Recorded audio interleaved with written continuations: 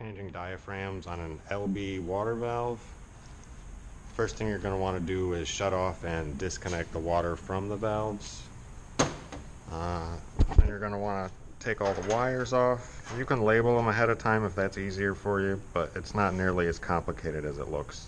If you unplug them all and cut all the zip ties, you'll find one common wire. It's usually blue or white.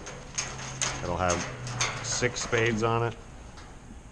That just goes to every single valve. Just start on one pin and jump to the next valve, to the next, and so on. Doesn't matter which side, there's no polarity on these valves. After that, you're going to have your power wires. All you have to remember is the odd numbers go on the hot valve and the even numbers go on the cold valve. You'll have 2 shorter power wires, which is 1 spade each on them. They'll be V4 and V5. V5 is odd. That would go on the center solenoid of the hot side, and V4 would be even, and that'll go on the center solenoid of the cold side. After that, just check your other 2 power wires.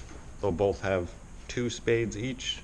Find the one with the even numbers on it and just split that to your remaining 2 cold solenoids. The odd one, take your 2 spades, split them between the remaining 2 hot solenoids. Okay, with the wiring out of the way, you're going to need a flathead screwdriver, an LB tool, and a 9/16 socket.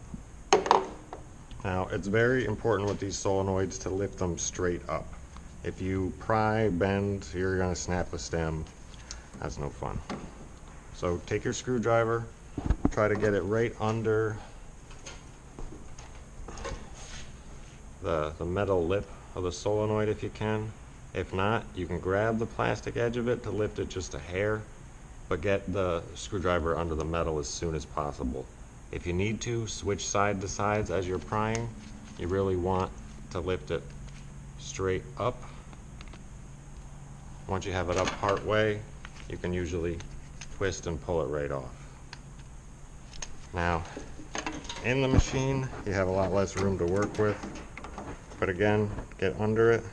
I like to twist the screwdriver a little one way or the other so that the tip pushes up just a tiny bit. Twist a little, it started, twist back and forth as you pull up, and there you go. Now, it's very important to wear gloves while you do this. I personally wear 2 layers of gloves, the outer glove having the knuckle ridges.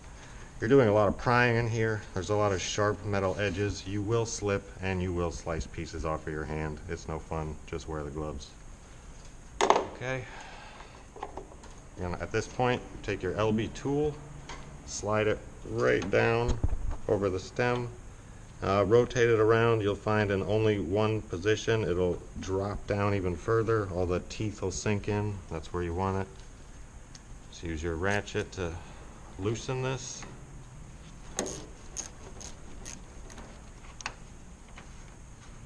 And it'll come right out.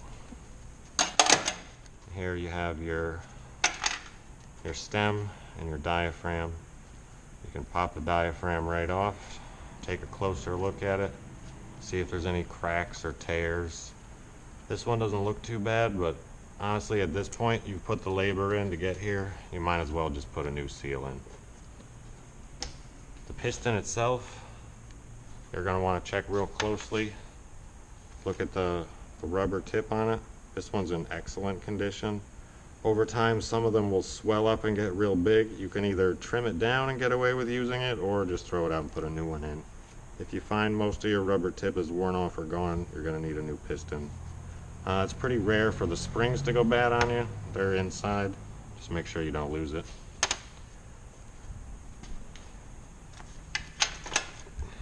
Here I've got the part numbers for you. I have the LB tool, the diaphragms, the pistons, the stems, and the springs.